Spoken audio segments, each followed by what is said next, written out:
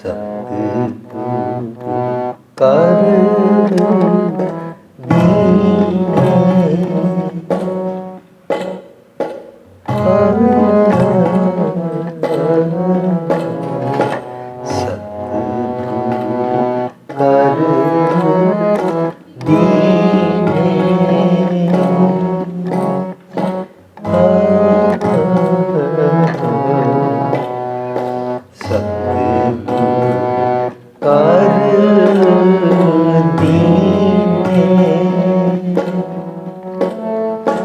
अस्थिर करवार, अस्थिर करवार, अस्थिर करवार, अस्थिर करवार।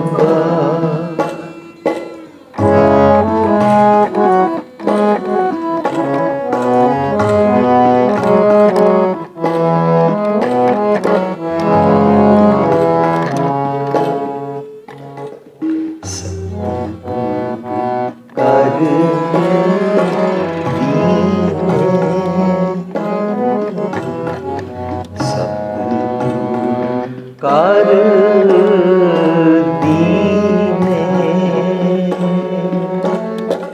अस्थिर करवार, अस्थिर करवार, अस्थिर करवार, अस्थिर करवार।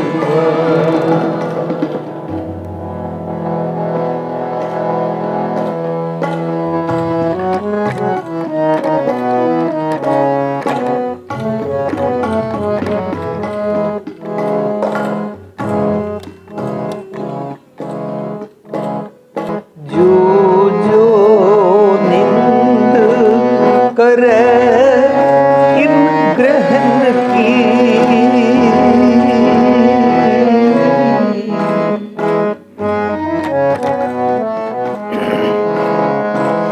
जो जो निंद करे इन ग्रहण की,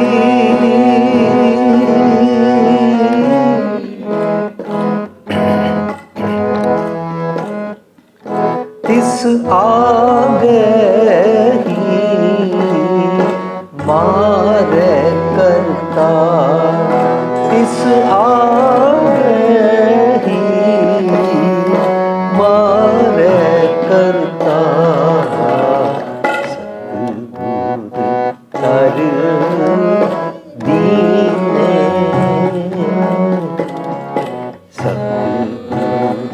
कर दीने,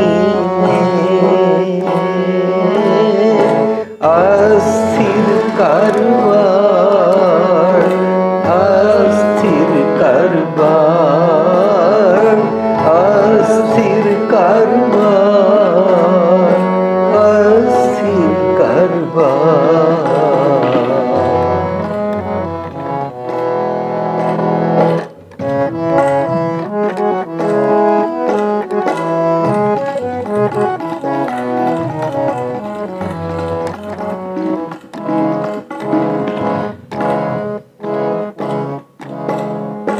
नानक दास ताकी शरणाई,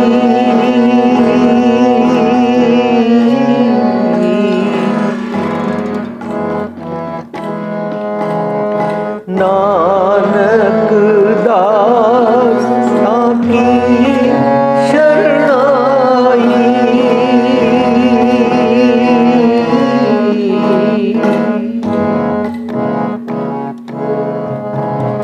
नानक दास ताकी शरणाई।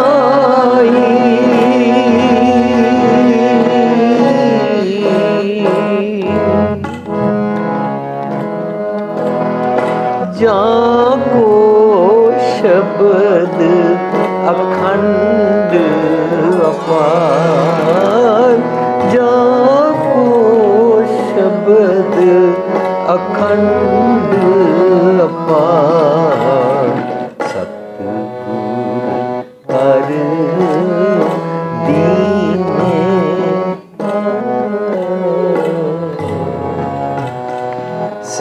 दूर कर दीने,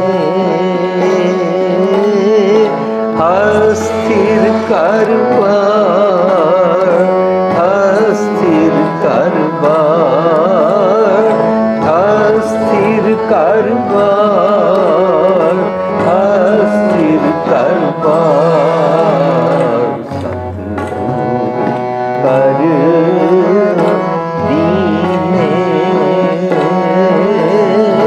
अस्थिर कर बार, अस्थिर कर बार, अस्थिर कर बार, अस्थिर कर बार।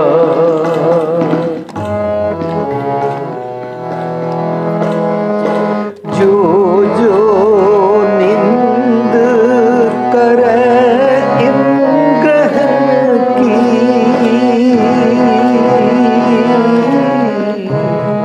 जो जो निंद करे इन ग्रहण की,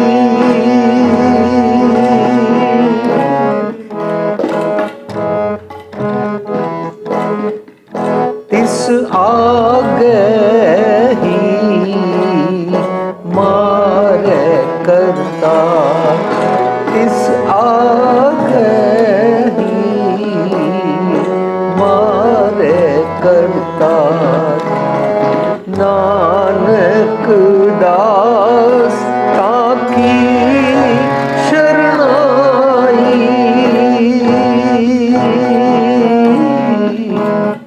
नानक दास ताकी शरणाई,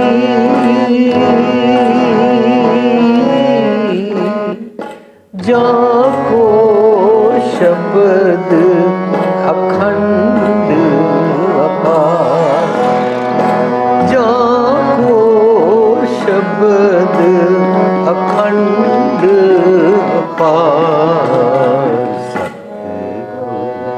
कर दीने,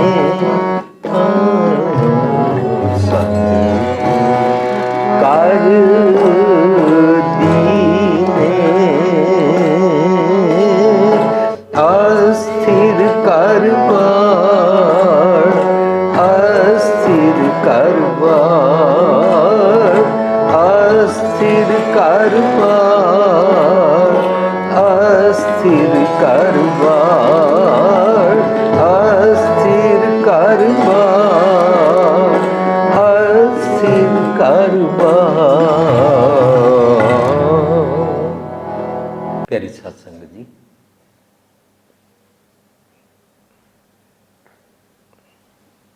जो असी शब्द गायन किया, इसका सिरलेख है बिलावल महला पंचमा। बिलावल राग विच गुरु अर्जन पातशाह का शब्द है। शब्द के आखिर ते बाणी की बनतर नूं समझण वास्ते टूक मात्र विचार। आखिर ते लिखिया है 2, फिर उस तो बाद लिखिया है 9, फिर उस बाद लिखिया 27 27। 2 शो करता है कि यह दुपदे का शब्द है। इस शब्द 2 पदे हैं। फिर लिखिया है 9। 9 मीनस दुपदियां दे जदों शब्द गुरु अर्जन पातशाह ने शुरू किए, उन्होंने 9वां शब्द है। 27 मीनस बिलावल राग विच गुरु अर्जन पातशाह के हुण तक 27 शब्द आ चुके हैं। ये बाणी की बनतर का ढंग। असीं इस ढंग नूं जरूर विचारते हैं ताकि सानूं इस गल का माण होवे कि ये वाला वो ढंग है जिस टैकनीक नूं वरत के गुरु पातशाह ने बाणी नूं रचिया, तो साडे कोल अज गुरु ग्रंथ साहिब असीं मनते हाँ कि प्योरेस्ट फॉर्म विच है, क्योंकि इस टैकनीक के कारण, इसनूं कंपाइल करन दे कारण, इस सुजान मत दे तरीके के कारण बाणी विच कोई मिक्स नहीं कर सकता। ये गुरबाणी नूं जे अजकल की लैंग्वेज वरतनी होवे तां असीं इसनूं वरतदे हां कंप्यूटराइज्ड लॉकअप सिस्टम, कि इहदे विच कोई मिक्स नहीं कर सकता। असी शब्द पढ़ते हैं, शब्दों में सानू सिरलेख मिलता है। शब्दों में लिखिया मिलता है दुपदे, तिपदे, पंचपदे, अष्टपदिया। फिर इस तो इलावा लॉकअप सिस्टम की एक होर गल दसी जाती है कि शब्द किहड़े घर विच गाया जाए। घर मीनस घर पहला, घर दूजा, घर तीजा, इस तरह किस घर विच गाया जाए, वो भी राग दे ताल दी पिच। फिर इस तो इलावा शब्दों के उपर कई टॉपिक्स लिखे होंगे ने, जिस तरह आसा की वार, राग आसा दी वार। इस तरह कई होर टॉपिक लिखे होंगे ने, जिमें सुचज्जी, कुचज्जी। सुचज्जी कुचज्जी वाले टॉपिक्स के अंदर दसिया होंदा है कि आइडियल जीवन की होंदा है। कुचज्जी वाले दसिया होंदा है कि असी जदों आइडियल जीवन नहीं जींदे हाँ तो साडा कैरेक्टर कुचज्जा हो जाता है। मीनस सानू चज आचार नाल, सुंदर गुणा दे नाल, गॉडली क्वालिटीज़ नाल जीना नहीं आता, तो फिर वो कुचज्जी का टॉपिक होंदा है। इस तरह गुणवंती वो टॉपिक्स जिहड़े जिहड़े होंदे ने उन्हां दे नाम उत्ते रखे जाते हैं। कई टॉपिक्स के उपर रागां दे नाल उन्हां दी गायकी की हिदायत की जाती है। जिमें कि आसा की वार टुंडे असराजे की धुनी लिखा होया, कई जगह जिस तरह लल्ला बैलीमा की धुन गावनी। इस तरीके दे नाल रागां दे उपर खास तौर पर वारां दे उपर ये लिखा जाता है। ये बाणी की बनतर सानू जरूर समझनी चाहिए है। जिन्होंने बाणी की खोज का शौक होता है वो इसनूं लभदे हैं गुरु पातशाह ने इस तरह क्यों लिखा है। उचारण किमें करना है, जिस तरह लिखा है श्लोक महला पंजवां, असी इसनूं श्लोक महला 5 नहीं उचारण कर सकते, पंजवां। इस तरह पहला, दूजा, तीजा, चौथा सानू लफ्जी तौर पर लिखा भी मिलता है। जिथे महला तीजा लिखा है उत्थे 3 तो बाद तत्ता बिहारी ते जज्जा कन्ना भी नाल लिखा मिलेगा। वो सानू दसन वास्ते कि असी उसका उचारण किमें करना है। जिहड़े शब्दों में रहाऊ लिखा मिलता है उस शब्दों में राव शब्द का सेंट्रल आइडिया होता है, और जिहड़े शब्दों में रहाऊ 2 बारी लिखा होता है उत्थे राव पहला विच सवाल किया होता है, राव दूजा विच सवाल का आंसर होता है। फर्ज करो असी शब्द पढ़िए, सो स्थान बतावो मीता जाके हर हर कीर्तन नीता। एक क्वेश्चन है, ये शब्द का रहाऊ है, पर रहाऊ दूजा आखिर विच पंक्ति लिखी हुई है, उत्थे लिखा है साध संग हर कीर्तन काई है, ये स्थान गुरु ते पाई है। रहाऊ दूजा, यदा मतलब रहाऊ दूजा विच सवाल का उत्तर होता है। असी जदों बाणी पढ़ते हाँ, सानू बाणी पढ़ते हाँ ये वाले नुकते विचारण दे नाल ये फायदा होता है कि सानू बाणी खोज विच आसान हो जाता है। जिहड़े जिहड़े असी शब्द समझते हाँ उन्हां शब्दों नूं समझण वास्ते असी शब्दों के रहाऊ नूं पहलां समझते हाँ, फिर उन्हां दीआं पंक्तियां दे लफ्जी अर्थ समझण दा यतन करते हाँ, फिर लफ्जी अर्थ अते सारे शब्द नूं रहाऊ दे नाल रिलेट करके समझण तो बाद असी उसके भावर्थां नूं समझण दा यतन करते हाँ। भावर्थ होंदा है कि उहदे पिछे प्रैक्टिकल लिविंग वास्ते मैसेज की है। जेकर असी शब्द पढ़िए, श्रम तरन दुई छप खलोए, श्रम तरन दुई छप खलोए, उड़ फिरे परधान लालो, उड़ फिरे परधान लालो, पाप की जंज ले काबल उताया, पाप की जंज ले काबल उताया, जोरी मंगे दान बिलालो, जोरी मंगे दान बिलालो। सानू इस शब्द के बारे सबनों साखी पता है, ਅਸੀਂ ਸਾਰੇ ਮੰਨਦੇ ਹਾਂ ਕਿ ਇਹ ਸ਼ਬਦ ਬਾਬਰ ਬਾਣੀ ਦੇ ਸਿਰਲੇਖ ਹੇਠਾਂ ਹੈ।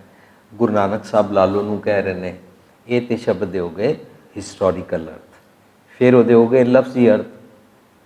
ਹੁਣ ਸਮਝਣਾ, ਜੇ ਮੇਰੇ ਮਨ ਲਾਲੋ ਨੂੰ ਸਮਝਾਇਆ ਜਾ ਰਿਹਾ ਹੈ ਤਾਂ ਇਸ ਨੂੰ ਦੱਸਿਆ ਜਾ ਰਿਹਾ ਜਦੋਂ ਤੂੰ ਸ਼ਰਮ ਨਹੀਂ ਕਰਦਾ, ਪ੍ਰੈਕਟੀਕਲ ਲਿਵਿੰਗ ਦੇ ਅਰਥ ਬਣਨਗੇ, ਜਿਸ ਨੂੰ ਅਸੀਂ ਭਾਵ ਅਰਥ ਕਹਿੰਦੇ ਹਾਂ, ਜੋ ਅਰਥ ਗ੍ਰਾਮਰ ਤੋਂ ਵੀ ਉੱਪਰ ਹੁੰਦੇ ਹਨ। ਫਾਈਨਲੀ ਅਸੀਂ ਗ੍ਰਾਮਰ ਤੋਂ ਉੱਪਰ ਦੇ ਅਰਥਾਂ ਤੱਕ ਜਾ ਕੇ, ਜਿਸ ਨੂੰ ਭਾਵ ਅਰਥ ਕਹਿੰਦੇ ਨੇ, ਪ੍ਰੈਕਟੀਕਲ ਲਿਵਿੰਗ ਦੇ how to apply on your day-to-day routine, how to fix up your actions, how to fix up your ਸੁਭਾਅ।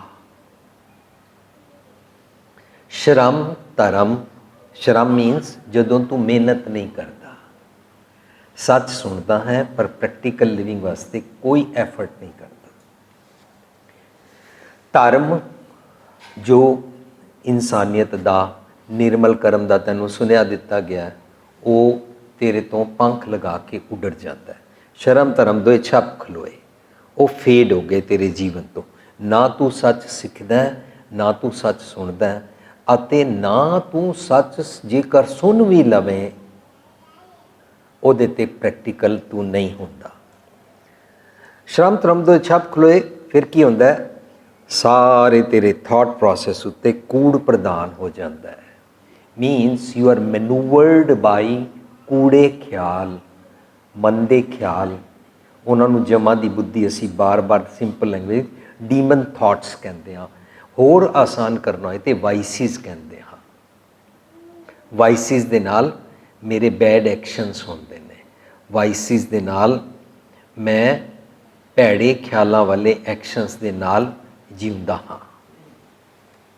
ਇਹਦਾ ਮਤਲਬ ਦੁਨੀਆ ਦਾ ਕੋਈ ਵੀ ਇਨਸਾਨ, ਭਾਵੇਂ ਉਹ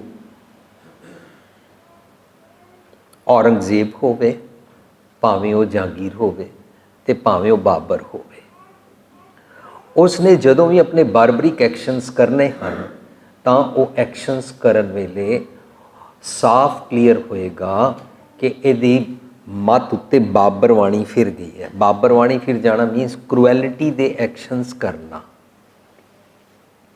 ਬਾਬਰ ਬਾਣੀ ਫਿਰ ਗਈ, ਕੋਇਰ ਨਾ ਰੋਟੀ ਖਾਏ, ਉਸ ਦਾ ਮਨ ਕੁੰਵਰ ਸੰਤੋਖ ਦਾ ਭੋਜਨ ਨਹੀਂ ਖਾਂਦਾ। ਇਹਦਾ ਮਤਲਬ ਜੋ ਇਨਸਾਨ ਸੰਤੋਖ ਦਾ, ਕੰਟੈਂਟਮੈਂਟ ਦਾ ਭੋਜਨ ਨਹੀਂ ਖਾਏਗਾ, ਉਸ ਕੋਲ ਦਇਆ ਨਹੀਂ ਹੈ, ਔਰ ਜਿਹਦੇ ਕੋਲ ਦਇਆ ਨਹੀਂ ਹੈ ਉਹ ਦੂਸਰਿਆਂ ਨੂੰ ਕ੍ਰਸ਼ ਕਰਨ ਵਾਲੇ ਮੰਦੇ ਖਿਆਲਾਂ ਦੇ ਐਕਸ਼ਨਸ ਦੇ ਕਰੈਕਟਰ ਦੇ ਨਾਲ ਜਿਉਂਦਾ ਹੈ। ਇਹ ਉਸਦੇ ਹੋਏ ਭਾਵ ਅਰਥ। ਇੰਝ ਅਸੀਂ ਭਾਵ ਅਰਥਾਂ ਤੱਕ ਜਾਣ ਵਾਸਤੇ ਬਾਣੀ ਨੂੰ ਵਿਚਾਰਨਾ ਹੈ। ਜਦੋਂ ਆਏਗਾ ਸਤਿਗੁਰ ਨੂੰ ਸਭ ਕੋ ਦੇਖਦਾ, ਜੀਤਾ ਜਗਤ ਸੰਸਾਰ ਡਿੱਠੇ ਮੁਕਤ ਨਾ ਹੋਵੀ ਜਿਚਰ ਸ਼ਬਦ ਨਾ ਕਰੇ ਵਿਚਾਰ। ਤਾਂ ਉਹਦਾ ਮਤਲਬ ਨਹੀਂ ਹੁੰਦਾ ਬਈ ਜਦੋਂ ਤੱਕ ਤੂੰ ਲਿਟਰਲੀ ਸ਼ਬਦ ਦੀ ਟਰਾਂਸਲੇਸ਼ਨ ਨਹੀਂ ਕਰੇਗਾ। ਉਹਦਾ ਭਾਵ ਅਰਥ ਨਿਕਲਦਾ ਹੈ ਸਤਿਗੁਰ ਨੂੰ ਜਦੋਂ ਤੂੰ ਵਿਚਾਰ ਕਰਨਾ ਹੈ, ਮੀਨਸ ਜਦੋਂ ਪਹਿਲਾਂ ਤੂੰ ਉਹਦੇ ਲਫ਼ਜ਼ੀ ਅਰਥ ਸਮਝਦਾ ਹੈ, ਫਿਰ ਉਹਦੇ ਵਿਚਾਰ ਕਰਦਾ ਹੈ, ਉਹਦਾ ਸ਼ੁੱਧ ਉਚਾਰਨ ਕਰਦਾ ਹੈ, ਕਰਨ ਤੋਂ ਬਾਅਦ ਉਹਦੇ ਲਿਟਰਲ ਮੀਨਿੰਗਸ ਤੋਂ ਬਾਅਦ ਤੂੰ ਉਹਦੇ ਭਾਵ ਅਰਥਾਂ ਨੂੰ ਸਮਝਦਾ ਹੈ, ਅਤੇ ਜਦੋਂ ਭਾਵ ਅਰਥਾਂ ਨੂੰ ਪ੍ਰੈਕਟੀਕਲ ਲਿਵਿੰਗ ਵਿੱਚ ਜੀਣ ਲੱਗ ਪੈਂਦਾ ਹੈ, ਜੀਣ ਤੱਕ ਨੂੰ ਸ਼ਬਦ ਵਿਚਾਰ ਕਹਿੰਦੇ ਨੇ। ਵਰਨਾ ਅਸੀਂ ਕੇਵਲ ਲਿਟਰਲ ਮੀਨਿੰਗਸ ਤੱਕ ਔਰ ਟਰਾਂਸਲੇਸ਼ਨਸ ਤੱਕ ਰਹਿ ਜਾਵਾਂਗੇ। ਉਹਨੂੰ ਕਹਿੰਦੇ ਨੇ ਪੰਡਤਾਈ।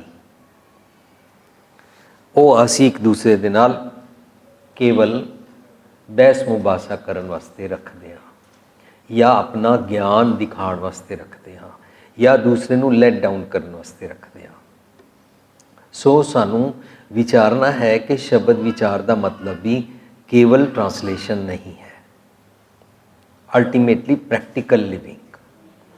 ਸੋ ਅੱਜ ਦੇ ਸ਼ਬਦ ਦੀ ਬਣਤਰ ਟੂਕ ਮਾਤਰ ਬਿਲਾਵਲ ਰਾਗ ਵਿੱਚ ਮਹਿਲਾ ਪੰਜਵਾਂ ਦਾ ਸ਼ਬਦ ਹੈ, ਦੋ ਪਦਿਆਂ ਦਾ ਸ਼ਬਦ ਹੈ। ਦੁਪਦਿਆਂ ਦੇ 9 ਸ਼ਬਦ ਇੱਥੇ ਤੱਕ ਆ ਚੁੱਕੇ ਹਨ। ਟੋਟਲ ਗੁਰੂ ਅਰਜਨ ਪਾਤਸ਼ਾਹ ਦੇ 27 ਬਿਲਾਵਲ ਰਾਗ ਵਿੱਚ ਸ਼ਬਦ ਹਨ। ਇਹ ਸਾਡਾ ਸਿਰਮੌਰ ਫਰਜ਼ ਬਣਦਾ ਹੀ ਹੈ। ਸਿੰਸੀਅਰਿਟੀ ਜੇ ਸਾਡੇ ਅੰਦਰ ਹੈ, ਅਸੀਂ ਗੁਰੂ ਗ੍ਰੰਥ ਸਾਹਿਬ ਨੂੰ ਮੱਥਾ ਟੇਕਦੇ ਹਾਂ, ਤਾਂ ਸਾਨੂੰ ਇਸ ਨੂੰ ਵਿਚਾਰ ਕੇ ਪੜ੍ਹਨਾ ਚਾਹੀਦਾ ਹੈ। ਅੱਜ ਦਾ ਸ਼ਬਦ, ਸਤਿਗੁਰ ਕਰ ਦੀਨੇ ਅਸਥਿਰ ਘਰ ਬਾਰ।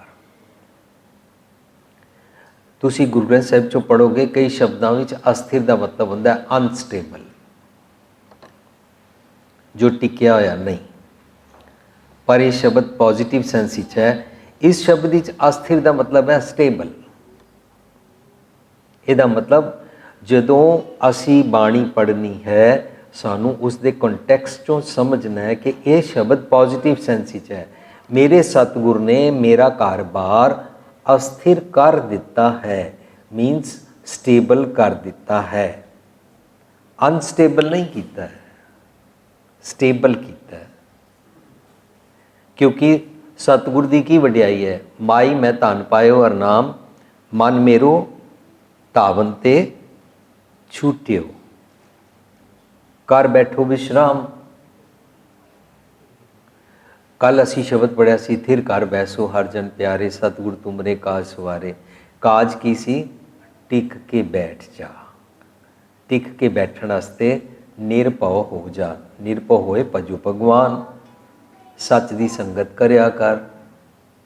ਇਹਦਾ ਮਤਲਬ ਇਸ ਸ਼ਬਦ ਵਿੱਚ ਸਤਿਗੁਰ ਦੀ ਵਡਿਆਈ ਕੀਤੀ ਗਈ ਹੈ।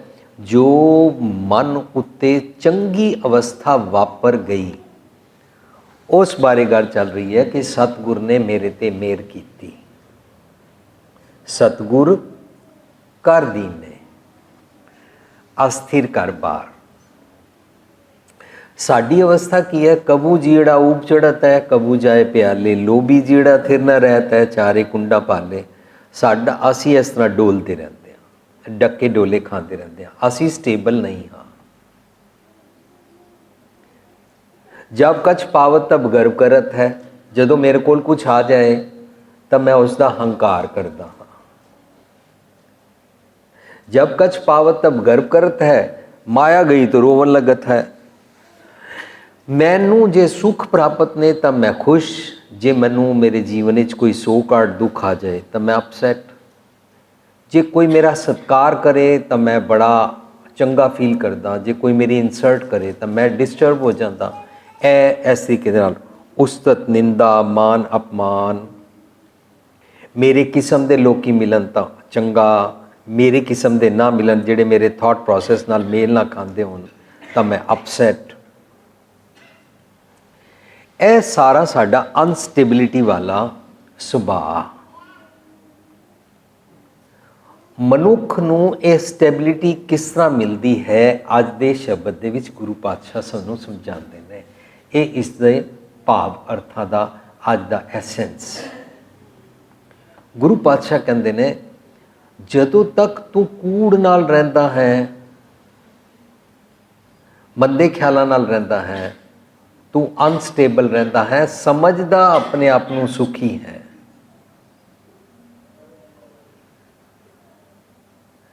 ਜੇਕਰ ਚਾਰੋਂ ਪਾਸੇ ਸਾਇਲੈਂਟ ਹੋ ਗਈ ਹੈ ਤਾਂ ਇਸ ਸਾਇਲੈਂਟ ਨਾਲ ਸ਼ਾਂਤੀ ਨਹੀਂ ਹੋ ਗਈ। ਤੇਰੇ ਅੰਦਰ ਕੋਈ ਉਥਲ ਪੁਥਲ ਹੈ, ਤੂੰ ਬਾਹਰੋਂ ਚੌਕੜੇ ਮਾਰਦਾ ਹੈ, ਤੂੰ ਬਾਹਰੋਂ ਮਾਲਾ ਫੇਰਦਾ ਹੈ। ਕਾਹੇ ਕੋ ਕੀਜੈ ਧਿਆਨ ਜਪਨਾ, ਜਬ ਤੇ ਸ਼ੁੱਧ ਨਹੀਂ ਮਨ ਆਪਣਾ। ਤੇਰਾ ਮਨ ਸ਼ੁੱਧ ਨਹੀਂ ਹੈ। ਮਨ ਸ਼ੁੱਧ ਨਾ ਹੋਵੇ ਤਾਂ ਉਹ ਕੀ ਕਰਦਾ? ਸਾਂਪ ਪੁੰਛ ਛੋੜੇ, ਬਿਖ ਨਹੀਂ ਛੱਡਦਾ, ਆਪਣਾ ਜ਼ਹਿਰ ਅੰਦਰੋਂ ਨਹੀਂ ਛੱਡਦਾ। ਜ਼ਹਿਰ ਕੀ ਹੈ? ਕੂੜ, ਪੋਇਜ਼ਨਸ ਬਿਖਿਆ ਵਾਲੇ ਖਿਆਲ। ਜ਼ਹਿਰ ਛੱਡਦਾ ਨਹੀਂ ਹੈ। ਬਾਹਰੋਂ ਧਰਮੀ ਕੈਂਚਲੀ ਆਪਣੀ, ਜਿਸ ਤਰ੍ਹਾਂ ਸੱਪ ਬਦਲ ਲੈਂਦਾ ਹੈ ਉਸ ਤਰ੍ਹਾਂ ਆਪਣੀ ਕੈਂਚਲੀ, ਆਪਣੇ ਕੱਪੜੇ, ਆਪਣਾ ਪਹਿਰਾਵਾ, ਆਪਣਾ ਭੇਖ ਬਦਲ ਲੈਂਦਾ ਹੈ। ਲੇਕਿਨ ਜਿਹੜੇ ਕਿੱਥੇ ਵੀ ਚਲੇ ਜਾਣ, ਜਿਹੜੇ ਲਾਹੌਰ ਭੈੜੇ ਉਹ ਪਿਸ਼ੌਰ ਵੀ ਭੈੜੇ। ਸਾਡਾ ਅਵਗੁਣ ਜਿੱਥੇ ਜਾਂਦੇ ਹਾਂ ਪਤਾ ਲੱਗ ਹੀ ਜਾਂਦਾ ਹੈ, ਪਰ ਅਸੀਂ ਗੁਣ ਨਹੀਂ ਲੈਣਾ ਚਾਹੁੰਦੇ। ਗੁਣ ਜਦੋਂ ਅਸੀਂ ਸੁਣਦੇ ਹਾਂ, ਸੁਣਨ ਦਾ ਮਤਲਬ ਇਹ ਹੁੰਦਾ ਹੈ ਮੈਂ ਸੁਣੇ ਨੇ, ਪ੍ਰੈਕਟਿਸ ਤੁਸੀਂ ਕਰੋ। ਦੁਨੀਆ ਦਾ ਹਰ ਪਤੀ ਆਪਣੀ ਪਤਨੀ ਨੂੰ ਸਮਝਾਉਂਦਾ ਹੈ, ਦੇਖ ਗੁਰਬਾਣੀ 'ਚ ਇੰਝ ਕਿਹਾ, ਤੂੰ ਇੰਝ ਟੁਰ। ਔਰ ਹਰ ਪਤਨੀ ਚਾਹੁੰਦੀ ਹੈ ਪਤੀ ਮੇਰਾ ਇੰਝ ਟੁਰੇ। ਅਸੀਂ ਵੱਡੇ ਚਾਹੁੰਦੇ ਹਾਂ ਸਾਡੇ ਬੱਚੇ ਇੰਝ ਟੁਰਨ, ਅਸੀਂ ਭਾਵੇਂ ਜ਼ਾਤ ਪਾਤ ਦਾ ਸਿਸਟਮ ਨਾ ਛੋੜੀਏ। ਅਸੀਂ ਵੱਡੇ ਚਾਹੁੰਦੇ ਹਾਂ ਬੱਚੇ ਸਿੱਧੇ ਪਾਸੇ ਟੁਰਨ, ਅਸੀਂ ਭਾਵੇਂ ਸ਼ਰਾਬਾਂ ਦੀਆਂ ਪਾਰਟੀਆਂ ਨਾ ਛੋੜੀਏ। ਅਸੀਂ ਚਾਹੁੰਦੇ ਹਾਂ ਬੱਚੇ ਸਿੱਧੇ ਪਾਸੇ ਟੁਰਨ, ਅਸੀਂ ਭਾਵੇਂ ਆਪਣੀ ਜ਼ਾਤ ਬਰਾਦਰੀ ਔਰ ਦਿਖਾਵੇ ਦੇ ਔਰ ਧਾਰਮਿਕ ਕਰਮ ਕਾਂਡ ਦੇ ਪਾਖੰਡ ਕਰਦੇ ਰਹੀਏ। हो सकता है बच्चे हिपोक्रेसी ना लेना चाहते हों, पर धर्म फस्ट परसन की लैंग्वेज सिखाया गया, मन मेरे सतगुर के भाणे चल। जे सतगुर के भाणे चलो तो की होंदा है? आनंद पिया मेरी माए होंदा। जो सतगुर के भाणे चलता उसनों आनंद प्राप्त होंदा है। सतगुर के भाणे चलन का मतलब है कूड़ तो छुट के सतगुर की मत अनुसार चलना। कूड़ है जमा वाली बुद्धि। सारी धरती ते रब जी का नियम सब जगह इक्को जिहा चल रहा है। भावें कोई ईसा मसीह नूं शहीद कर देवे, भावें कोई छोटे साहिबजादे वड्डे साहिबजादिਆਂ ਨੂੰ शहीद कर देवे, ते भावें कोई गुरु तेग बहादुर साहब तो लैके गुरु अर्जन पातशाह किसी ਨੂੰ शहीद होने वाले दा अपना आनंद है, लेकिन क्रूएलिटी करन वाला आप अंदरों अपसैट होंदा है। पहला उसका अपना थॉट प्रोसैस बाबर वाणी फिर जाती है उसकी मत उत्ते। रजा हुक्म नियम सिस्टम के अनुसार केवल ते केवल इको चीज़ है जो नहीं चलना चाहती, उन्होंने कहते हैं मेरा मन। मन का थॉट प्रोसैस चेंज कर देना और रजा अनुसार चलना पिठ दिते तो सन्मुख होना कहलाता है। सतगुर की गल नूं ना मनना सतगुर की निंदा कहलाता है। सतगुर की गल ना मनना सतगुर जी नूं पिठ करना कहलाता है। सतगुर की गल ना मनना रजा तो उलट चलना कहलाता है। रजा तो उलट चलन वाला शरीरक तल ते जीउंदा है। रजा तो उलट चलन वाला पहला मन करके थॉट प्रोसैस करके अपने सोचनी दे ढंग विच पहला गड़बड़ होंदा है। जदों कदे भी वो अंदरों गड़बड़ होएगा तो वो बाहरों बैड एक्शन करेगा। अंदरों दे चंगे एक्शनस नूं परलोक कहंदे ने, बैकुंठ कहंदे ने। अंदर दे चंगे थॉट प्रोसैस तो मंदे ख्यालों वाले थॉट प्रोसैस नाल जियो उन्हों नरक कहते हैं, उन्होंने दोजक की अग कहते हैं। सो जो असी अंदर के थॉट प्रोसैस नूं फिक्सअप करते हाँ उन्होंने कहते हैं परलोक सुहेले। पर जिसका परलोक सुहेला हो जाए उसका बाहरला जग, उसका बाहरला सोचनी का ढंग, उसका जग ठीक हो जाता है। सो लोक उस बाहरला जग कहलाता है। मेरे बाहरले एक्शंस मेरा बाहरला जग है। मेरे अंदर दे थॉट प्रोसैस मेरा अंदर दा संसार है।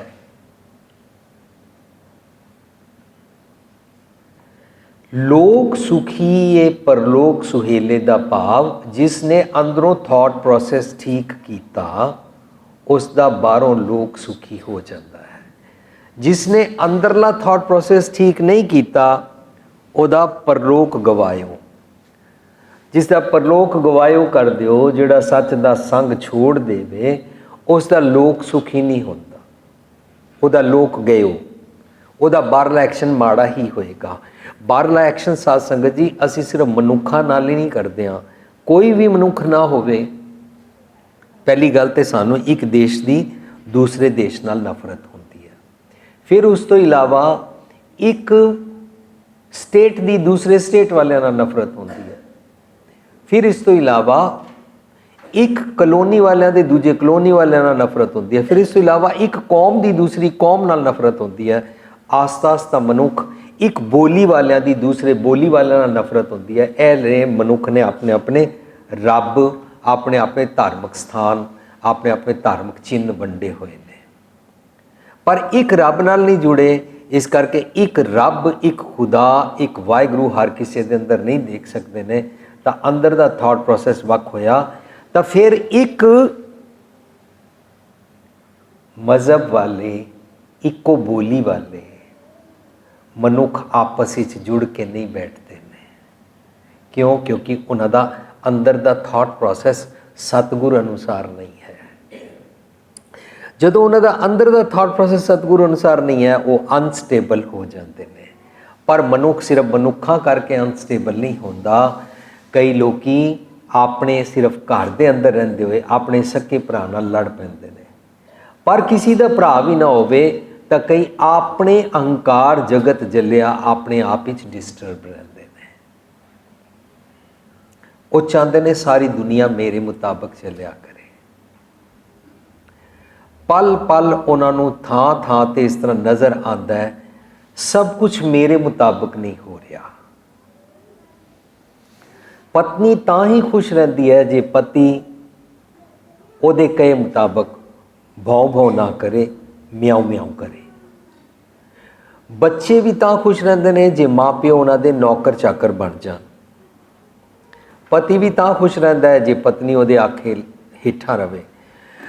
गल दरअसल ये सोचनी है कि अपनी अपनी मनवा के असी खुश होंदे हाँ, पर सतगुर पातशाह कहते हैं जे सतगुर के अनुसार चले तो नानक भगतां सदा विगास होंदा है।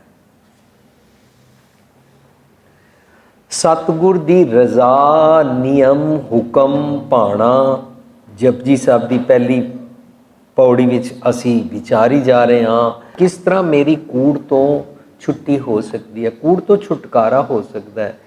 क्यों कूड़ है टुटे पाल, मनु कहते ने रजा अनुसार टुरिया कर। रजा डज नॉट मीन कोई जुल्म करे तो तू उहदे सामने भीगी बिल्ली बन जाएगा। रजा का मतलब होंदा कुदरत के नियमां नूं समझ। कुदरत के नियमां विच सारे कुदरत के बंदे ने, तू सारे मनुखां नाल प्यार करिया कर। You should learn how to live in diversity. तैनूं भांत भांत ते वखरे वखरे किस्मां दे लोग ही मिलणगे।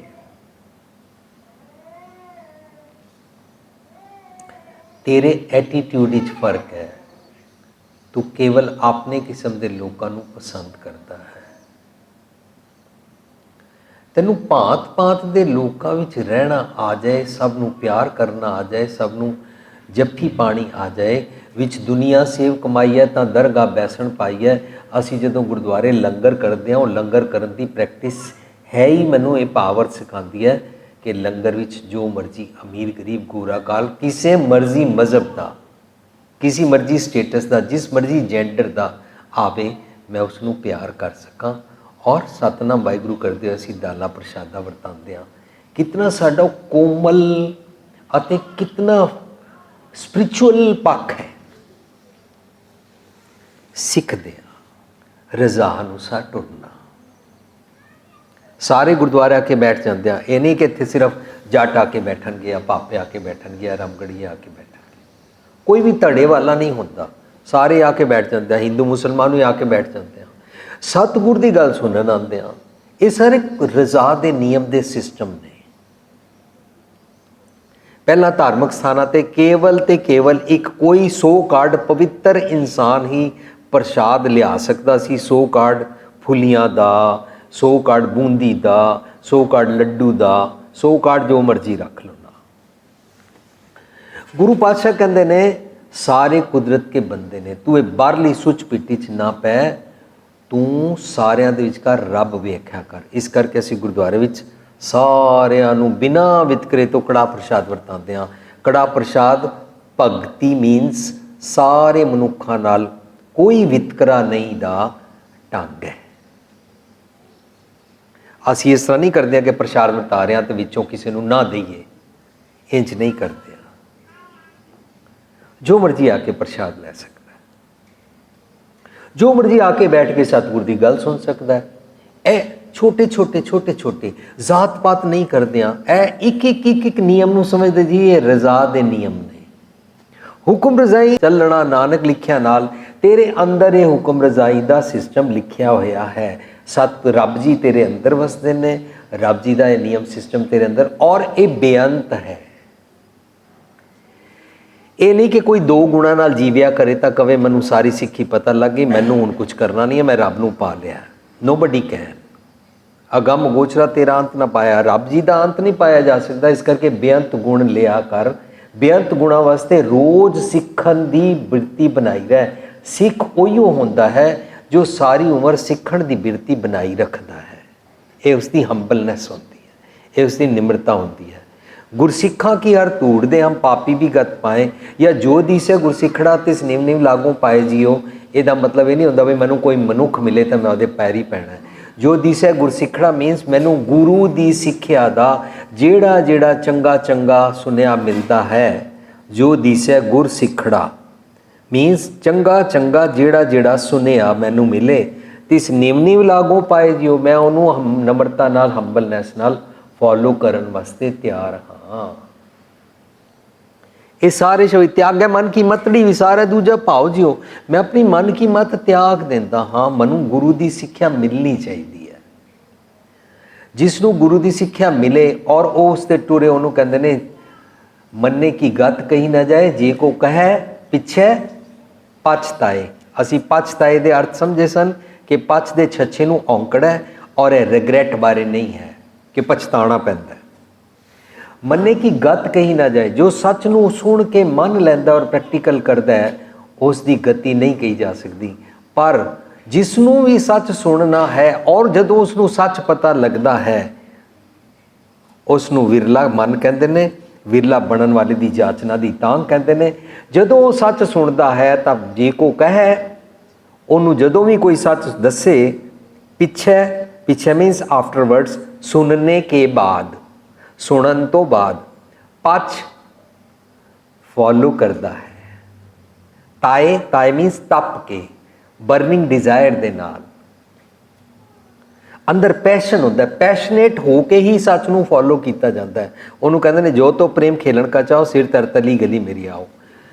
ਪਰ ਅਸੀਂ ਸਮਝ ਲਿਆ ਰੱਬ ਜੀ ਦੇ ਬਾਰੇ ਜੇ ਤੁਸੀਂ ਬਿਆਨ ਕਰੋਗੇ ਨਾ ਪਛਤਾਣਾ ਪਏਗਾ। ਕਿਉਂ? ਕੋਈ ਮਾੜੀ ਕਰਤੂਤ ਕੀਤੀ ਹੈ। ਇੱਕ ਲਫ਼ਜ਼ ਨੂੰ ਬਹੁਤ ਗਹਿਰਾਈ ਵਿੱਚ ਅਸੀਂ ਸਮਝਣਾ। ਜੇ ਕੋ ਕਹੇ ਪਿੱਛੇ ਪਛਤਾਏ ਡਜ਼ ਨਾਟ ਮੀਨ ਰੱਬ ਜੀ ਦੀ ਵਡਿਆਈਆਂ ਕਰੋ ਤੇ ਪਛਤਾਣਾ ਪਵੇਗਾ। ਇਹਦਾ ਐਗਜ਼ਾਮਪਲ ਵੀ ਮੈਂ ਦਿੱਤਾ ਸੀ ਕਿ ਫਰਜ਼ ਕਰੋ ਮੇਰਾ ਪਿਤਾ ਬਹੁਤ ਸੁੰਦਰ ਹੈ, ਫਰਜ਼ ਕਰੋ ਮੇਰਾ ਪਿਤਾ ਬਹੁਤ ਸੁੰਦਰ ਪਗੜੀ ਬੰਨਦਾ ਹੈ, ਫਰਜ਼ ਕਰੋ ਮੇਰਾ ਪਿਤਾ ਮਿੱਠਾ ਬੋਲਦਾ ਹੈ। ਮੈਂ ਆਪਣੇ ਪਿਤਾ ਦੇ 3 ਗੁਣ ਕਿਸੇ ਨੂੰ ਸੁਣਾ ਰਿਹਾ ਹੋਵਾਂ, ਮੇਰਾ ਪਿਤਾ ਮਿੱਠਾ ਬੋਲਦਾ ਹੈ, ਮੇਰਾ ਪਿਤਾ ਸੁੰਦਰ ਬੜਾ ਹੈ, ਮੇਰਾ ਪਿਤਾ ਪਗੜੀ ਸੋਹਣੀ ਬੰਨਦਾ ਹੈ। ਇਸ ਤੋਂ ਅੱਗੇ ਮੈਨੂੰ ਕੁਛ ਨਾ ਆਉਂਦਾ ਹੋਵੇ, ਮੈਨੂੰ ਪਛਤਾਣਾ ਪਏਗਾ। ਜਦੋਂ ਮੇਰੀ ਮਾਂ ਆ ਕੇ ਦੱਸੇ ਤੇਰੇ ਪਿਤਾ 'ਚ ਹੋਰ ਵੀ ਬੜੇ ਗੁਣ ਨੇ, ਤਾਂ ਕਿ ਮੈਨੂੰ ਪਛਤਾਣਾ ਪਏਗਾ ਮੈਂ ਕੋਈ ਮਾੜੀ ਕਰਤੂਤ ਕਰ ਦਿੱਤੀ। ਇੰਝ ਰੱਬ ਮੇਰਾ ਪਿਤਾ ਹੈ। ਜਦੋਂ ਮੈਂ ਰੱਬ ਦੇ ਗੁਣ ਗਾਉਂਦਾ ਹਾਂ, ਰੱਬ ਦੇ ਅੰਦਰ ਕੁਆਲਿਟੀਜ਼ ਨੇ, ਪਿਤਾ ਵਾਲੀਆਂ ਵੀ ਕੁਆਲਿਟੀਜ਼ ਨੇ, ਮਾਤਾ ਵਾਲੀਆਂ। ਤੂੰ ਮੇਰਾ ਪਿਤਾ, ਤੂੰ ਹੈ ਮੇਰਾ ਮਾਤਾ, ਤੂੰ ਮੇਰਾ ਬੰਧਪ, ਤੂੰ ਮੇਰਾ ਭਰਾਤਾ, ਤੂੰ ਮੇਰਾ ਰਾਖਾ ਸਭ ਨਹੀਂ ਥਾਈ ਤਾਂ ਭੌਕੇ ਹਕਾੜਾ ਜਿਓ। ਰੱਬ ਜੀ ਦੇ ਬੇਅੰਤ ਗੁਣ ਨੇ। ਗੁਰਬਾਣੀ ਵਿੱਚ ਸਾਰੇ ਗੁਣਾਂ ਦੀ ਗੱਲ ਕੀਤੀ ਹੈ ਅਤੇ ਸਾਰੇ ਡਜ਼ ਨਾਟ ਮੀਨ ਟੋਟਲ, ਸਾਰੇ ਮੀਨਸ ਬੇਅੰਤ, ਇਨਫਿਨਿਟ ਗੁਣਾਂ ਨੂੰ ਟੱਚ ਕੀਤਾ ਕਿ ਇਹ ਮਨੁੱਖ ਤੋਂ ਜੀਣੇ ਨੇ। ਇਹਦਾ ਮਤਲਬ ਜਦੋਂ ਮੈਂ ਆਪਣੇ ਰੱਬ ਜੀ ਪਿਤਾ ਜੀ ਦੇ ਗੁਣ ਦੀ ਗੱਲ ਕਰਦਾ ਹਾਂ ਤਾਂ ਕਰਨ ਤੋਂ ਬਾਅਦ ਪਛਤਾਣਾ ਨਹੀਂ ਪਏਗਾ। ਮੈਨੂੰ ਉਹ ਗੁਣ ਫੋਲੋ ਕਰਨ ਵਾਸਤੇ ਜਦੋਂ ਵੀ ਕੋਈ ਸੁਨੇਹਾ ਦਿੰਦਾ ਤਾਂ ਮੈਂ ਵੀ ਆਪਣੇ ਪਿਤਾ ਵਰਗਾ ਬਣਨਾ ਚਾਹੁੰਦਾ ਹਾਂ। ਸੋ ਜੇ ਕੋ ਕਹੇ, ਜਦੋਂ ਕੋਈ ਸੱਚ ਦੱਸਦਾ ਪਿੱਛੇ, ਉਸ ਤੋਂ ਬਾਅਦ ਪਛ ਉਹਨੂੰ ਫੋਲੋ ਕਰਦਾ ਹੈ, ਤਾਏ ਤਪ ਕੇ। ਜੇ ਕੋ ਕਹੇ ਪਿੱਛੇ ਪਛਤਾ, ਉਹ ਪੈਸ਼ਨੇਟ ਹੋ ਕੇ ਸੱਚ ਨੂੰ ਫੋਲੋ ਕਰਦਾ ਹੈ। ਸੋ ਜਦੋਂ ਅਸੀਂ ਪੈਸ਼ਨੇਟ ਹੋ ਕੇ ਇਹ ਮੰਨਦੇ ਹਾਂ ਕਿ ਰੱਬ ਜੀ ਦੇ ਬੇਅੰਤ ਗੁਣ ਹਨ ਤਾਂ ਪੈਸ਼ਨ ਕਦੇ ਮੁੱਕਦਾ ਨਹੀਂ ਹੈ। ਪੈਸ਼ਨ ਵਿੱਚ ਦਿਖਾਵਾ ਨਹੀਂ ਹੁੰਦਾ, ਪੈਸ਼ਨ ਹੀ ਦੂਸਰੇ ਨੂੰ ਠਿੱਠ ਨਹੀਂ ਕਰਦੇ ਹਾਂ। ਇਹੀ ਤੇ ਸਟੇਬਿਲਿਟੀ ਹੈ। ਰੱਬ ਜੀ ਦੇ ਬੇਅੰਤ ਚੰਗੇ ਚੰਗੇ ਗੁਣਾਂ ਨੂੰ ਰੱਬ ਜੀ ਦਾ ਨਾਮ ਕਹਿੰਦੇ ਨੇ। ਰੱਬ ਜੀ ਦੇ ਬੇਅੰਤ ਚੰਗੇ ਚੰਗੇ ਗੁਣਾਂ ਅਖੁੱਟ ਹੁੰਦੇ ਨੇ, ਘਟਦੇ ਨਹੀਂ ਹਨ। ਰੱਬ ਜੀ ਦੇ ਘਰ ਵਿੱਚ ਤੇਰਾ ਘਰ ਸਦਾ ਸਦਾ ਹੈ ਨਿਆਉ, ਸਾਚੇ ਸਾਹਿਬਾ ਕਿਆ ਨਹੀਂ ਕਰ ਤੇਰਾ, ਘਰ ਤਾਂ ਤੇਰਾ ਸਭ ਕੁਛ ਹੈ ਜਿਸ ਦੇ ਸੋ ਪਾਵੇ। ਹੁਣ ਸਭ ਕੁਛ ਵੀ ਦੱਸਦੇ ਨੇ ਕੀ ਹੈ ਤੇਰੇ ਘਰ, ਸਦਾ ਸਿਫਤ ਸਲਾਹ ਤੇਰੀ। ਤੂੰ ਚੰਗੇ ਚੰਗੇ ਮਸ਼ਵਰੇ ਦਿੰਦਾ ਹੈ, ਤੂੰ ਗੁੱਡ ਕੁਆਲਿਟੀਜ਼ ਨਾਲ ਜੀਣ ਦੀ ਜਾਚ ਸਿਖਾਉਂਦਾ ਹੈ। ਮੈਂ ਸਤਿਗੁਰ ਦੀ ਇਹ ਵਾਲੀ ਮੱਤ ਲਈ, ਸਤਿਗੁਰ ਨੇ ਮੇਰਾ ਅੰਦਰ ਦਾ ਥਾਟ ਪ੍ਰੋਸੈਸ ਫਿਕਸ ਅਪ ਕਰ ਦਿੱਤਾ। ਅੰਦਰ ਦੇ ਥਾਟ ਪ੍ਰੋਸੈਸ ਨੂੰ, ਅੰਦਰ ਦੇ ਸੋਚਣੀ ਦੇ ਢੰਗ ਨੂੰ ਫਿਕਸ ਅਪ ਕਰਨਾ ਕਹਿਲਾਂਦਾ ਹੈ ਘਰ। ਮੇਰਾ ਹਿਰਦੇ ਅੰਦਰ ਘਰ ਹੈ ਅਤੇ ਮੇਰੇ ਬਾਹਰਲੇ ਐਕਸ਼ਨ ਬਾਹਰ। ਸਤਿਗੁਰ ਕਰ ਦੀਨੇ ਅਸਥਿਰ ਘਰ ਬਾਹਰ। ਮੇਰਾ ਅੰਦਰਲਾ ਟਿਕਾ ਦਿੱਤਾ, ਮੇਰਾ ਬਾਹਰਲਾ ਵੀ ਟਿਕਾ ਦਿੱਤਾ। ਜੇ ਮੇਰਾ ਅੰਦਰਲਾ ਨਹੀਂ ਟਿਕਿਆ मैं अंदर किसी दे बारे मंदे ख्याल मंदी बोली गालां कट्ठियां करांगा। उन्होंने कबीर साहब कहते हैं, कहो कबीर छूछा घट बोलै, भरिया होए तो कबू ना डोलै। ਜਿਹੜਾ अंदर गुणा नाल भरिया होएगा ਉਹਦਾ घर फिक्सअप है, ਉਹਦਾ बाहरला फिक्सअप हो जाएगा, ਉਹਦੀ ਜ਼ਬਾਨ फिक्सअप हो जाएगी। सतगुर कर दीने अस्थिर कर बार। सतगुर की वडियाई देखो, सतगुर ने मैनू बैलेंस कर दिता। कोई मेरी इंसल्ट करे और मैं डिस्टर्ब ना हूँ, बैलेंस कर दिता। एक जगह मैं सुन रहा सी, वो मैनू कहते वीर जी तुसी जिथे भी प्रोग्राम करन जाते हो तुहानू प्रबंधक जे अगों रिसीव ना करन तां की हुंदा है? मैं क्या मैं प्रबंधकों के रिसीवल ते थोड़ा ना प्रोग्राम करन जाता, मैं तो अपने सतगुर दे गोदी बैठन जाना वा। आई डोंट केयर प्रबंधक मैनू लैन आए कि नहीं लैन आए ने, प्रबंधकों ने सरोपा पाया कि नहीं पाया। बल्कि जो सरोपा पाने वास्ते बुलान तो असीं बेनती करते हैं, सानू सरोपा ना पाया करो। इस सरोपे दे नाल बड़े सारे धरती ते गरीब ऐसे लोग ने जिन्हां दा तन टक्या जा सकता है, मैनू सरोपा ना दिओ जी। इहदा मतलब सानू कदी कोई ब्याह शादी ते बुलाए या ना बुलाए, सानू कोई कार्ड भेजे ना भेजे, निक्की निक्की गल ते डिस्टर्ब होंदे आ। सतगुर सब कुछ मेरा फिक्सअप कर दिंदा है, सतगुर कर दीने कर दिता, अवस्था वापर गई, सतगुर कर दीने अस्थिर कर बार। एक बीबी जी कह रहे सी मैं अजकल गुरुद्वारे नहीं जाती। मैं क्या क्यों? ए साडी धी जिथे व्याही गई सी उन्होंने बड़ा जुलम किया सी, उन्होंने साडी धी नूं जुलम तो बाद बड़ा तंग किया, असी मसां अपनी बच्ची नूं बचा के लै आए हाँ, साडा तलाक हो गया। पर वो भी क्योंकि अजकल गुरुद्वारे आते हैं असी नहीं जाते हाँ। कोई किसी नूं कहंदा जे तू फलाणिया नूं अपने घर बुलाया तो मैं नहीं आवांगी, की है? किसी नूं देख के बर्दाश्त ना करना, फलाणे की गल मैनू ना करिया कर, फलाणा तो मैनू मत्थों नहीं सुखांदा, फलाणे की तो मैं शक्ल नहीं वेख सकता, उसका इस घर च ना तक नहीं लेना चाहिए। ये सब कुछ की है? डिस्टरबेंस, अंदर की डिस्टरबेंस। गुरु पातशाह कहते हैं मेरा ना अंदर दा और बाहर दा सारा कुछ सतगुर जी ने फिक्सअप कर दिता है। देखो सतगुर की वडियाई, सतगुर सबना दा भला बनाइंदा, कोई भी लै सकता सतगुर की मत। हिंदू मुसलमान सिख ईसाई जो मर्जी दुनिया भर का इंसान चाहे ना सतगुर की मत लै सकता, किसी जेंडर वाला भी कोई इंसान लै सकता है। सतगुर कर दीने अस्थिर कर बार, ये शब्द का रहाव है।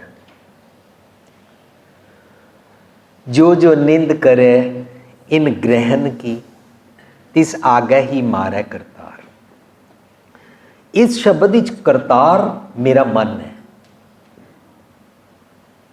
साध संगत जो असीं जपजी साहब विचार रहे सां तो असीं विचारिया कि हुक्म अते हुक्मी कौन होता है। सारी सृष्टि ते रब जी का हुक्म नियम सिस्टम चल रहा तो हुक्म चलाने वाले रब जी ने, लेकिन असीं विचारिया कि मेरा मन भी है, मेरी सारी बॉडी ते हुक्म करता है मेरा मन। अच्छा इसका मतलब दो किस्म के हुक्म ही हो गए, एक रब जी एक मेरा मन। पर जे मेरा मन सतगुर दी रब जी की गल मन के रब जी की रजा अनुसार टुरे तो फिर एक रब जी हुक्मी रह जाते हैं। पर मेरा मन अपनी मर्जी करता है, अपना हुक्म चलाता है तो मेरी बॉडी उंज ही काम करती है, क्योंकि मन राजा है इस बॉडी का, मेरा मन उसके मुताबिक टुरता है। इसका मतलब मेरा मन करतार भी है। जैसे मेरा मन क्रिएशन अपनी करता है, जैसा असी सोचते हैं ये मन जैसा सेवे तैसो होए, जैसा असी सोचते हैं ना वैसे बन जाते हैं। जिस बच्चे नूं खुश करन वास्ते रोंदे हुए बच्चे नूं उहदे माँ प्यो ने बचपन विच कहा है रो नहीं देख, चप्पल मारते ने फ्लोर उत्ते और कहते ने देख असी कीड़ा मार दिता, देख कीड़ी मार दी, देख कॉकरोच मार दिता, बच्चा चुप कर जाता है। ये बच्चे नूं आदत पै गई है बई किसी चीज़ नूं मारो तां मैं खुश होवांगा, तां मैं रोना चुप करांगा। ये बच्चा वड्डा होके भी किसी का भी बिगाड़ के ही खुश होता है। ये मन जैसा सेवे तैसो होए, इस पासे भी टुकाना है। पर जे रब्बी गुणा नूं सेवे तो रब वर्गा हो सकता है। हर जन ऐसा चाहिए जैसा हारी होए। सो मेरा मन जदों मंदे ख्याल सोचता है ना ਤਾਂ ਰੱਬ ਵੱਲੋਂ ਮਾਨੋ ਮਰ ਗਿਆ। ਜਦੋਂ ਅਸੀਂ ਰੱਬ ਵੱਲੋਂ ਮਰ ਗਏ ਮੀਨਸ ਰੱਬੀ ਰਜ਼ਾ ਤੋਂ ਉਲਟ ਹੋ ਗਏ, ਮੀਨਸ ਜਦੋਂ ਅਸੀਂ ਗੋਡਲੀ ਕੁਆਲਿਟੀਜ਼ ਨਾਲ, ਆਈਡੀਅਲਸ ਨਾਲ ਨਹੀਂ ਜੀਣਾ ਚਾਹੁੰਦੇ ਹਾਂ ਤਾਂ ਅਸੀਂ ਜਿਉਂਦੇ ਵੀ ਮੋਏ ਹੋਏ ਹਾਂ, ਟੁਰਦਾ ਫਿਰਦਾ ਲਾਸ਼ ਹਾਂ। ਜੋ ਜੋ ਨਿੰਦ ਕਰੇ ਇਨ ਗ੍ਰਹਿਣ ਕੀ, ਮੇਰੇ ਸਤਿਗੁਰ ਨੇ ਮੇਰੀ ਅੱਖ ਨੱਕ ਕੰਨ ਇਹਨਾਂ ਸਾਰਿਆਂ ਦਾ ਮੇਨ ਗ੍ਰਹਿ ਹੈ ਮੇਰਾ ਥਾਟ ਪ੍ਰੋਸੈਸ। ਜੋ ਸੱਚ ਨੂੰ ਮੇਰੇ ਅੰਦਰ ਰੱਬ ਜੀ ਵਸਦੇ ਨੇ, ਗੁਰਬਾਣੀ ਵਿੱਚ ਆਏਗਾ ਜਦੋਂ ਮਨ ਐਲੀਵੇਟ ਹੋ ਜਾਂਦਾ ਹੈ, ਉਹਦੀ ਸਪੈਲਿੰਗ ਵੀ ਮਮਾ ਨੰਨਾ, ਨੰਨੇ ਨੂੰ ਸਿਆਰੀ ਜਾਂ ਮਨ ਦੇ ਨੰਨੇ ਨੂੰ ਔਂਕੜ, ਕਿਸੇ ਤਰੀਕੇ ਨਾਲ ਉਹਨੂੰ ਗੁਰੂ ਪਾਤਸ਼ਾਹ ਹਾਈਲਾਈਟ ਕਰਦੇ ਨੇ, ਐਲੀਵੇਟਿਡ ਮਨ, ਰੱਬ ਨਾਲ ਇਕਮਿਕ ਹੋਇਆ ਮਨ, ਉਹਨੂੰ ਹੰਸ ਬਿਰਤੀ ਵੀ ਕਹਿੰਦੇ ਨੇ। ਪਰ ਮੇਰਾ ਮਨ ਜਿਹੜਾ ਐਲੀਵੇਟਿਡ ਨਹੀਂ ਹੋਇਆ ਉਹਨੂੰ ਕਾਂ ਬਿਰਤੀ ਵੀ ਕਹਿੰਦੇ ਨੇ, ਉਹਨੂੰ ਬਗਲਾ ਭਗਤੀ ਵੀ ਕਹਿੰਦੇ ਨੇ। ਬਗਲਾ ਵੀ ਮੇਰੇ ਅੰਦਰ ਹੈ, ਹੰਸ ਵੀ ਮੇਰੇ ਅੰਦਰ ਹੈ। ਕਿਆ ਹੰਸ ਕਿਆ ਬਗਲਾ ਕਾਗੋ ਹੰਸ करे ਹੋ ਸਕਦਾ ਹੈ। ਮੇਰਾ ਅੰਦਰ ਦਾ ਡੁਐਲਿਟੀ ਵਾਲਾ ਥਾਟ ਪ੍ਰੋਸੈਸ ਬਗਲਾ ਵਾਲਾ ਵੀ ਹਿਪੋਕ੍ਰੇਸੀ ਵਾਲਾ ਫਿਕਸਅਪ ਹੋ ਸਕਦਾ ਹੈ। ਜੇ ਮੈਂ ਅੰਦਰ ਦੇ ਰੱਬ ਜੀ ਸਤਿਗੁਰ ਨੂੰ ਇਗਨੋਰ ਕਰਦਾ ਹਾਂ, ਸੱਚ ਨੂੰ ਇਗਨੋਰ ਕਰਨਾ, ਅੰਦਰ ਦੀ ਆਵਾਜ਼ ਨੂੰ ਨਾ ਸੁਣਨਾ, ਰਜ਼ਾ ਤੋਂ ਉਲਟ ਜੀਣਾ, ਅੰਦਰ ਦੇ ਸਤਿਗੁਰ ਨੂੰ ਇਗਨੋਰ ਕਰਨਾ ਨਿੰਦਾ ਕਰਨਾ ਕਹਿਲਾਂਦਾ। ਜੋ ਜੋ ਨਿੰਦ ਕਰੇ ਇਨ ਗ੍ਰਹਿਣ ਕੀ, ਤਿਸ ਆਗੇ ਹੀ ਮਾਰੈ ਕਰਤਾਰ। ਕੀ ਕੀਤਾ? ਮੇਰੀਆਂ ਅੱਖਾਂ ਤੋਂ ਦੇਖਣ ਦਾ ਢੰਗ ਖਰਾਬ ਹੋ ਗਿਆ, ਮੇਰੇ ਕੰਨਾਂ ਤੋਂ ਸੁਣਨ ਦਾ ਢੰਗ ਖਰਾਬ ਹੋ ਗਿਆ।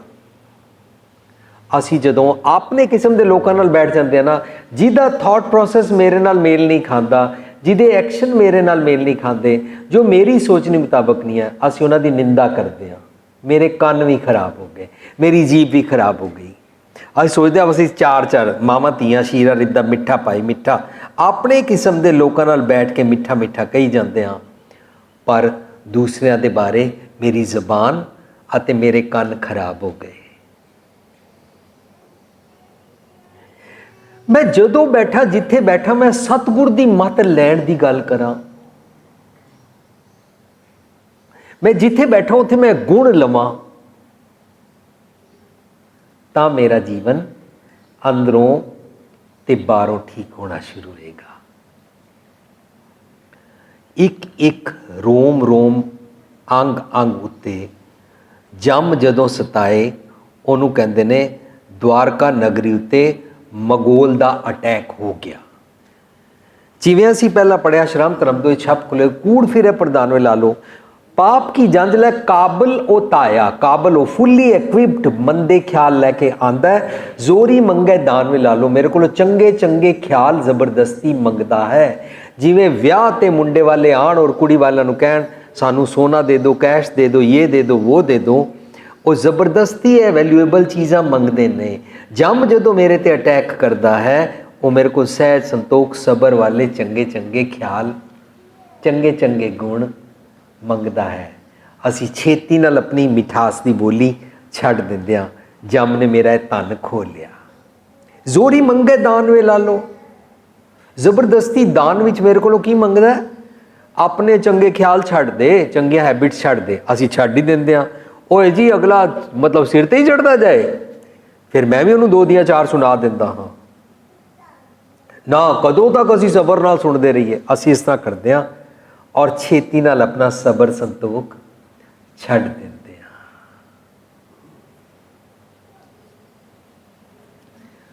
ਸੱਚ ਦੀ ਮੱਤ ਨਹੀਂ ਲੈਂਦੇ ਹਾਂ। ਸੱਚ ਦੀ ਮੱਤ ਸਤਿਗੁਰ ਦਾ ਸਾਗਰ ਹੁੰਦਾ ਹੈ, ਪਰ ਨਾ ਲਈਏ ਤਾਂ ਜੋ ਜੋ ਨਿੰਦ ਕਰੇ ਇਨ ਗ੍ਰਹਿਣ ਕੀਤੀ, ਸਾਗੇ ਹੀ ਮਾਰੈ ਕਰਤਾਰ। ਆਖਰੀ ਕਹਿੰਦੇ ਨਾਨਕ ਦਾਸ ਤਾਂ ਕੀ ਸ਼ਰਣਾਈ, ਜਾ ਕੋ ਸ਼ਬਦ ਅਖੰਡ ਪਾਰ। ਸ਼ਬਦ ਸਤਿਗੁਰ ਦੀ ਮੱਤ, ਸ਼ਬਦ ਆਈਡੀਅਲਸ, ਸ਼ਬਦ ਰੱਬੀ ਗੁਣਾਂ ਦੀ ਕੁਆਲਿਟੀ ਦੇਣ ਦਾ ਸੁਨਿਆ ਦਾ ਢੰਗ ਅਖੰਡ ਹੈ। ਰੱਬ ਜੀ ਦੇ ਗੁਣ ਬੇਅੰਤ ਹਨ। ਇਹ ਸਾਰੀ ਸ੍ਰਿਸ਼ਟੀ ਵਿੱਚ ਉਹਦਾ ਨਿਯਮ ਹੁਕਮ ਸਭ ਜਗ੍ਹਾ ਇੱਕ ਰਸ ਚੱਲ ਰਿਹਾ ਹੈ। ਉਹਨੂੰ ਕਹਿੰਦੇ ਨੇ ਹੁਕਮੇ ਅੰਦਰ ਸਭ ਕੋ, ਬਾਹਰ ਹੁਕਮ ਨਾ ਕੋਏ। ਤੂੰ ਆਪਣੀ ਡੀਮਨ ਥਾਟਸ ਦੇ ਨਾਲ ਜੀ ਕੇ ਵੇਖ ਲੈ। ਅੱਜ ਈਸਾ ਮਸੀਹ ਦਾ ਬਰਥਡੇ ਹੈ ਨਾ, ਜਿਨ੍ਹਾਂ ਨੇ ਈਸਾ ਮਸੀਹ ਨੂੰ ਸ਼ਹੀਦ ਕੀਤਾ ਸੀ ਉਹਨਾਂ ਨੂੰ ਨਹੀਂ ਕੋਈ ਯਾਦ ਕਰਦਾ। ਜਿਨ੍ਹਾਂ ਨੇ ਛੋਟੇ ਸਾਹਿਬਜ਼ਾਦਿਆਂ ਨੂੰ, ਵੱਡੇ ਸਾਹਿਬਜ਼ਾਦਿਆਂ ਨੇ, ਉਹਨਾਂ ਦੀਆਂ ਬੈਡ ਕੁਆਲਿਟੀਜ਼ ਨੂੰ ਨਹੀਂ ਕੋਈ ਆਪਣੇ ਘਰ ਡਿਸਕਸ ਕਰਦਾ। ਸਾਹਿਬਜ਼ਾਦਿਆਂ ਦੇ ਚੰਗੇ ਚੰਗੇ ਗੁਣ, ਗੁਰੂ ਪਾਤਸ਼ਾਹ ਗੁਰੂ ਤੇਗ ਬਹਾਦਰ ਸਾਹਿਬ ਦੇ ਚੰਗੇ ਚੰਗੇ ਗੁਣ, ਦਾਦੀ ਦੇ ਮਾਤਾ ਗੁਜਰੀ ਜੀ ਦੇ ਚੰਗੇ ਚੰਗੇ ਗੁਣ ਸਾਰੇ ਡਿਸਕਸ ਕਰਦੇ ਨੇ। ਇਹਦਾ ਮਤਲਬ ਹਮੇਸ਼ਾ truth prevails. It is up to you, you value the demon thoughts or you value the truth. ਜੋ ਕੂੜ ਨਿਖੁੱਟੇ ਨਾਨਕਾ ਓੜਕ ਸੱਚ ਰਹੀ, ਉਹ ਚੰਗੇ ਗੁਣਾਂ ਦਾ ਪੱਲਾ ਨਹੀਂ ਛੱਡੇਗਾ। ਸੰਤ ਨਾ ਛਾੜੇ ਸੰਤਈ, ਜੇ ਕੋਟਕ ਮਿਲਿਆ ਸੰਤ। ਕਿਉਂਕਿ ਚੰਗੇ ਗੁਣ ਇਨਐਵਿਟੇਬਲ ਨੇ, ਚੰਗੇ ਗੁਣ ਹਮੇਸ਼ਾ ਰੱਬ ਜੀ ਦੀ ਦਰਗਾਹ 'ਤੇ ਪ੍ਰਵਾਨ ਹੁੰਦੇ ਨੇ। ਨਾਨਕ ਦਾਸ ਤਾਂ ਕੀ ਸ਼ਰਨਾਈ, ਜਾਂ ਕੋ ਸ਼ਬਦ ਅਖੰਡ ਪਾਰ। ਰੱਬ ਜੀ ਦੇ ਚੰਗੇ ਚੰਗੇ ਗੁਣ, ਰੱਬ ਜੀ ਦੀ ਰਜ਼ਾ ਅਖੰਡ ਹੈ। ਰੱਬ ਜੀ ਦੀ ਰਜ਼ਾ ਤੋਂ ਉਲਟ ਨਹੀਂ ਜੀ ਸਕਦੇ ਹਾਂ। ਉਲਟ ਜੀਵੀਏ ਤਾਂ ਅਸੀਂ ਅਨਸਟੇਬਲ ਹੋ ਜਾਂਦੇ ਹਾਂ।